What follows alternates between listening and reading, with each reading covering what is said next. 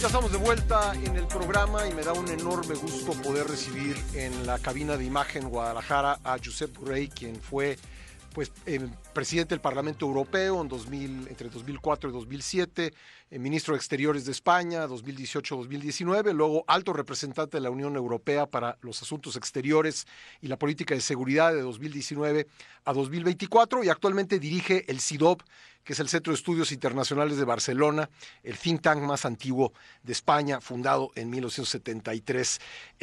Josep Borrell se encuentra en México con motivo de la Feria Internacional del Libro de Guadalajara. Ayer participó en uno de los coloquios de la feria con el ex canciller de la República, Jorge Castañeda. Josep, muchas gracias por venir. No, gracias a usted por la invitación y a Guadalajara y a la feria, un evento extraordinario. Pues qué bueno que se encuentra por acá. Bueno, para entrar a los temas que han sido parte de su experiencia, ¿cómo diría que puede alcanzar la Unión Europea una mayor autonomía estratégica en defensa y seguridad y qué pasos concretos debe dar? Desde hace tiempo que se habla de eso, pero con la guerra de Ucrania y sobre todo con la llegada de Trump a la Casa Blanca, los europeos, casi todos, han tomado conciencia de que Estados Unidos ya no suministraba un paraguas de protección militar y que por lo tanto hay que tomar sus propias iniciativas y desarrollar sus propias capacidades. Pero eso es largo de hacer. ¿Tiene que ver con la estructura de la Unión Europea? Es decir, falta un andamiaje jurídico, político para facilitar una política de defensa más activa, más coordinada, diría usted. El tratado en vigor prevé que tal cosa ocurra, pero en materia de política exterior y de defensa tenemos una regla bastante paralizante, que es la regla de la unanimidad. Los 27 estados tienen que estar de acuerdo y si uno solo no lo está, entonces la acción queda inhibida. La Unión Europea no es un estado, es un club de estados con unas reglas operacionales muy poco propicias a la acción, porque conseguir que los 27 estén de acuerdo en todo a veces se hace muy difícil. ¿Estas nuevas reglas facilitarían los consensos, la toma de decisiones? Sí, sin duda. Si usted pudiera decidir por mayoría, pues habría algunos que no podrían bloquear. Pero, ¿sabe? Para cambiar esa regla de la unanimidad hace falta la unanimidad. Es decir, que todos estén de acuerdo en cambiar la regla. Y todos estén de acuerdo en modificar los tratados para que sea así. Y eso también es muy difícil que ocurra. Hay estados, si no quiere, digamos, sin necesidad de entrar en detalle de cuáles, pero hay estados miembros de la Unión Europea que bloquean esa posibilidad actualmente. Unas veces por una cosa lo hacen algunos, otras veces por otra lo hacen otros. Y claro, como basta con que uno no esté de acuerdo, pues ya le digo, muchas veces vamos muy despacio, porque hay que poner de acuerdo a todos y eso en algunos casos es imposible. En el caso de la guerra en Ucrania, por ejemplo, ya hay al menos 2 estados que han dicho que no van a continuar apoyando militarmente a Ucrania, lo cual es una decisión muy tremenda, ¿no? Pero a partir de ahora la Unión Europea como tal ya no va a poder seguir ayudando a Ucrania. Lo harán los países que quieran, cada uno por su cuenta, pero en su conjunto la Unión ya tiene dentro un factor de desunión. Y le podría poner nombres, pero usted lo sabe de sobras, que hay países que dicen que Rusia no es una amenaza. Y por lo tanto no ven por qué hay que ayudar militarmente a Ucrania. Pero si no ayudamos militarmente a Ucrania, Ucrania no puede defenderse. ¿Usted sí ve a Rusia como una amenaza para la Unión Europea? En su conjunto sí. Sí, hay muchos líderes europeos que vienen advirtiendo de eso y creo que si la guerra en Ucrania acabara con la victoria de Putin, ¿qué quiere decir victoria? Quiere decir poner en la capital, en Kiev, un régimen títere como el que tienen en Bielorrusia. Sustituir a Zelensky por alguien que obedezca a Moscú. Eso es la victoria. La victoria no es arañar unos cuantos kilómetros cuadrados más. Bueno, ese es el primer paso. Pero si Putin consiguiera lo que se propuso hacer hace ya 4 años, porque hace 4 años casi que empezó la invasión, entonces seguramente no sería el último país que fuera agredido. Háblame de del estado actual de la relación de la Unión Europea con tres potencias. Ya estábamos hablando de Rusia, si podemos quizá profundizar, China y Estados Unidos, el Estados Unidos de Donald Trump, la China de Xi Jinping. ¿Cómo ve las relaciones de la Unión Europea con estos tres países? Desgraciadamente, las relaciones entre los europeos y los Estados Unidos de Trump no han ido bien, y no han ido bien por las iniciativas que ha tomado el presidente Trump. Y no parece que vayan a mejorar, porque el plan que ha presentado para acabar la guerra en Ucrania es un plan que parece escrito al dictado de Moscú. Claro, los europeos no podemos estar de acuerdo con eso. Pero antes de eso ya ha habido desacuerdos, aranceles, ustedes también saben de qué va eso. Al final ha llegado a un acuerdo muy desfavorable para Europa, con muchas imposiciones por la parte de Trump. Y Trump no se recata en decir que su menosprecio hacia la Unión Europea como institución. Luego de cuando en cuando nos dice una cosa amable, pero en su conjunto no es lo mismo. Ha habido un cambio radical de paradigma en Washington y lo que antes llamábamos el mundo occidental empieza a no existir como unidad ideológica. ¿Podríamos hablar de una ruptura ya en los hechos o en un futuro próximo de la Alianza Atlántica? No tanto la OTAN, sino la Alianza Transatlántica. Bueno, la OTAN es una pieza fundamental de la Alianza Transatlántica, ¿no? Es la garantía de seguridad para Europa, que es verdad que ha sido financiada en gran parte por Estados Unidos. Pero si la relación transatlántica va mal, la OTAN también irá mal, porque la OTAN es un instrumento donde Estados Unidos tiene el control, la mayoría, el mando militar y aporta la mayor cantidad de capacidades militares. Pero no es solo la defensa. Los aranceles no son una cuestión de defensa, aunque Trump los utilice como un arma. Los utiliza como un arma. No me gusta lo que hace Lula con Bolsonaro, pues le pongo aranceles. No le gusta que España se resista a aumentar su gasto militar hasta el 5%, pues le pondré aranceles. Luego, a la hora de la verdad, no los pone, a veces porque no puede. Pero esa actitud inamistosa de utilizar el instrumento económico como un arma, es algo nuevo para nosotros en la relación con Estados Unidos. Ahora, Estados Unidos, pues parte de su política exterior y política comercial ha tenido que ver con aislar a China o intentar aislar a China. ¿Cuál debiera ser la relación europea con China en el marco de la relación con Trump?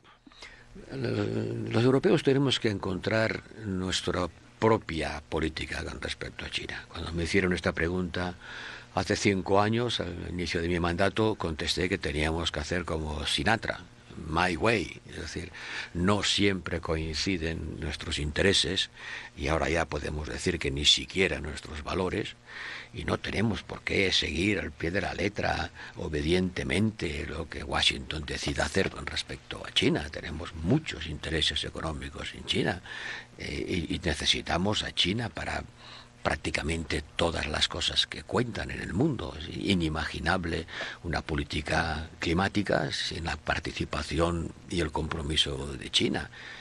Su desarrollo digital va muy por delante del nuestro y no podemos cortar nuestra relación con un país donde las empresas europeas han invertido centenares de miles de millones y que hasta hace poco, y lo sigue siendo, era un mercado fundamental para nuestros consumidores y también un destino crítico, vital para nuestros inversores. Yo comprendo que Estados Unidos no quieran dejar que China tenga el liderazgo tecnológico, pero China va muy aprisa y va muy rápido. Y creo que Estados Unidos no van a conseguir que China pare su desarrollo tecnológico en el campo digital y tampoco en el campo climático. La relación con una China que pues no es muy observante de los derechos humanos, ¿es incómoda para Europa, donde sí importa mucho este tema? Sí, sí, esto es un tema fundamental de nuestra relación con el resto del mundo. Aunque déjeme que le diga que después de lo que ha pasado en Gaza, los europeos vamos a tener difícil exigir a los demás el respeto de los derechos humanos. porque manifiestamente lo que ha pasado en Gaza es una violación sistemática de los derechos humanos y del derecho de la guerra, ante la cual los europeos en su gran mayoría, con la excepción honrosa de España y alguno más, han mirado para el otro lado y no han tomado ninguna decisión que contribuyese a parar lo que para muchos europeos es un genocidio. Usted dijo en alguna ocasión que la mitad de las bombas que caían sobre Gaza eran de fabricación europea. Alemana, para ser concretos. Después estuvieron un tiempo sin exportar más, porque ya vieron que aquello era insostenible, pero con el plan que ha presentado Trump, que no es un plan de paz, han vuelto a tener una razón para seguir armando a Israel. Entonces, yo creo que Europa no ha estado a la altura de sus propios valores y que ha jugado en la carta geopolítica de apoyo a Israel sin límites, que frente al resto del mundo nos va a pasar factura. Volviendo a la defensa europea, ¿qué tan dispuestos están los habitantes de la Unión en incrementar el gasto en defensa? Bueno, incrementar lo estamos incrementando. Alemania, por ejemplo, se ha propuesto, y lo dicen abiertamente, tener el ejército más poderoso de Europa, lo cual no deja de crear alguna suspicacia en sus vecinos, que ya recuerdan que hubo un tiempo en que Alemania tuvo el ejército más poderoso de Europa y pasó lo que pasó. Bueno, las circunstancias son diferentes ahora, pero Alemania es el cuarto país del mundo por gasto militar. Fíjese, la Alemania que perdió la guerra y fue desarmada y se le dijo que no podía tener un ejército, hoy está construyendo el ejército más poderoso de Europa y es el país número 4 del mundo, Estados Unidos, Rusia, China y Alemania en gasto militar. Polonia está en el 5% del PIB. Todos los países del este están armándose a prisa y corriendo porque mientras dure la resistencia de Ucrania tienen que aprovechar el tiempo para precaverse de acontecimientos que pudieran ser desagradables en el futuro.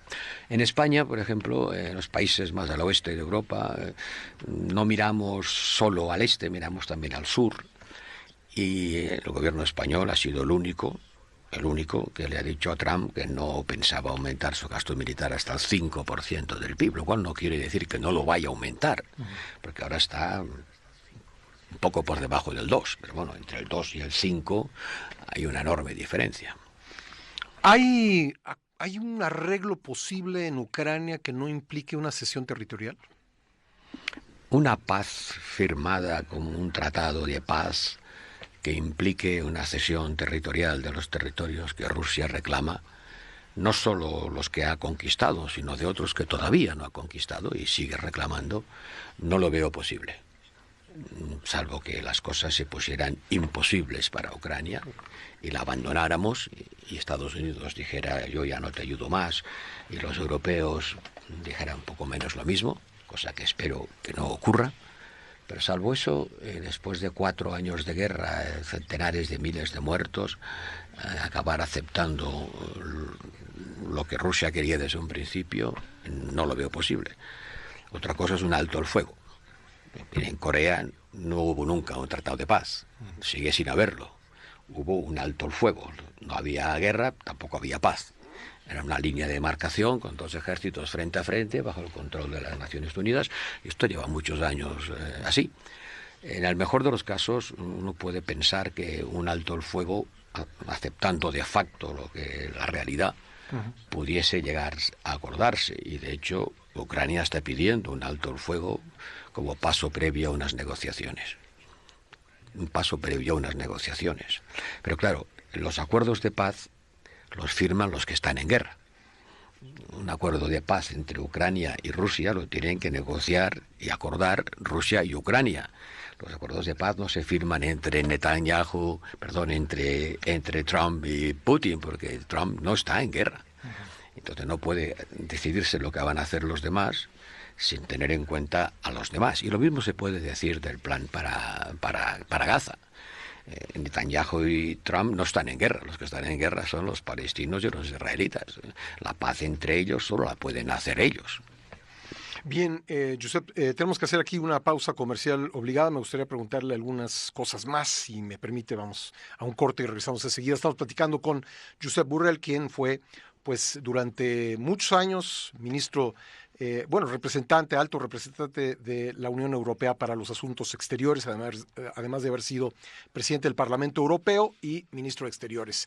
Dirige el Centro de Estudios Internacionales de Barcelona, el think tank más antiguo de España, fundado en 1973, que está en una bellísima ubicación en la ciudad vieja de Barcelona.